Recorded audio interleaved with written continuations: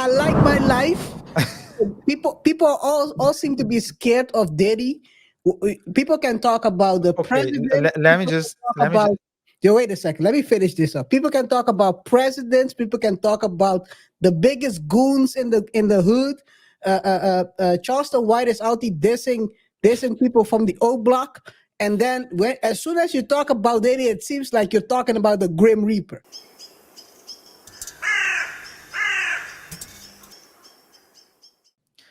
information can be shared. Information, someone that wants to that knows something can just say it. The person doesn't need to go to a TV station, because imagine if let's say, I mean, for some people they can't imagine it, but if we were living in the past, we were just lucky enough to experience a childhood without smartphones, and learn to use it, I think in our teens, etc. So we have that going for us, so we know we can talk a little bit of both experiences. And in those times without TV, etc., the only way that a Gene Deal could get an information, but it goes for Gene Deal, it goes for Joe Smith's wife, who's hoeing, sorry, who's my bad, uh, Yeah, yes. Who's sharing the no, my fruit bad. of her I'm labor? sorry. I'm sorry. Didn't mean. I mean, I meant it, but I didn't want to say it. But and a lot of yeah, all the people who are doing shocking things for clout, etc. Those people were it. I mean, it all during those times. The only way that you could get a big audience was to go on The a, email. a late night, a radio, a radio station, so or the newspaper, and talk about it. But do you think that during those times when these things were happening, if you had went to the newspaper or the TV station or the radio station and told them what you were experiencing, do you think that they would have published it? No, because it's one group. But now with social media, anyone can go on any podcast and uh, talk their truths. So when they're talking their truths, then yeah, I mean, this all comes to light, and Genie Deal is making the most out of the situation. To summarize, back then you had gatekeepers. Now you don't have gatekeepers. I know you explain it for the people who are at the end of last show. We are now in a new show, RJ. You don't have to explain it to them anymore. I understand that. The reason why I looked at you was because we talked about Diddy the last show, and I wasn't sure if you said gatekeeper, gate Let's continue. gatekeepers, But or I like my life. People all seem to be scared of Diddy. People can talk about the okay. president. Let me People can just talk let me about. just Yo, wait a second. Let me finish this up. People can talk about presidents. People can talk about the biggest goons in the hood. Charleston White is out there dissing people from the O Block. And then as soon as you talk about Diddy, it seems like you're talking about the Grim Reaper. So let's not talk about Diddy. let's let Genie talk about it. That's not Let Genie. Gene Deal talk about it. Hey, shout out to Gene, man. Gene and Art of Dialogue. Guys, this interview is also on Art of Dialogue, but I'm not gonna show the interview itself. I'm gonna show a a a short that was on another platform that cuts everything out. So I'm gonna show it real quick.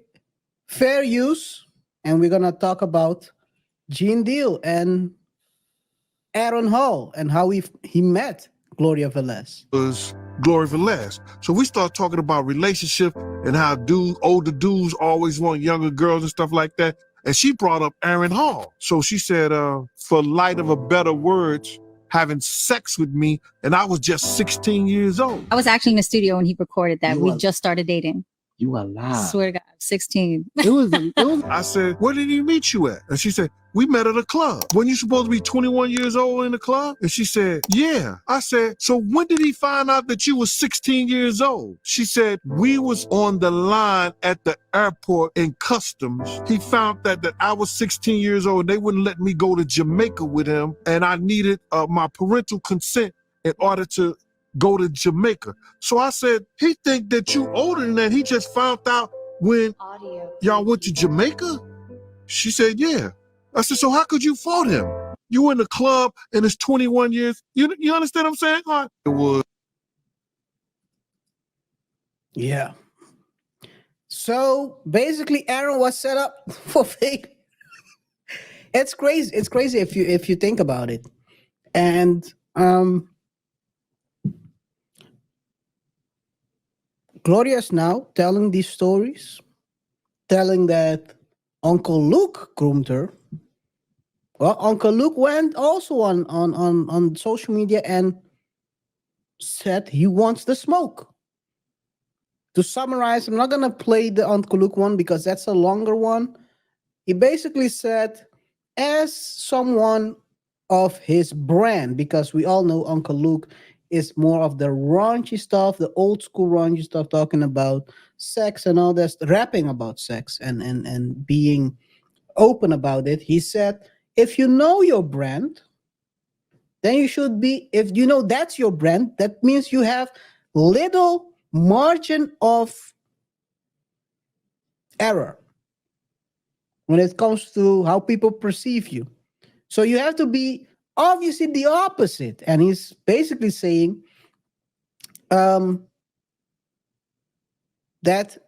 he has all the time and all the money to fight this in court. So be my guest. That's I'm paraphrasing, of course, but he's saying, be my guest.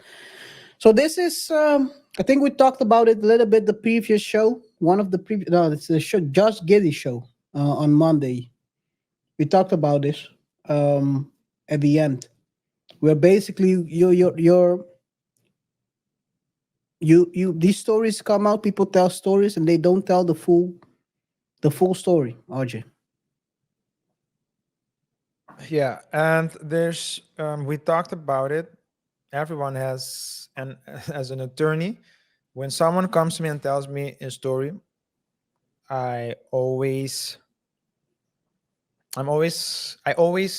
wait until I see the other side, hear the other side, because someone can tell you everything that's that's in his favor or her favor, but they will twist what can be used against them.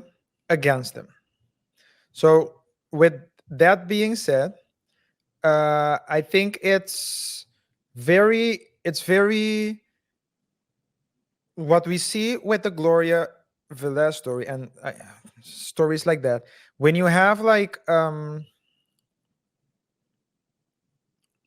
you're in a club and it's a 21 and up and over club, an older club, and you see a woman, you will automatically think that she's of age. Not only that, she is well developed body wise, so you don't Yeah. assume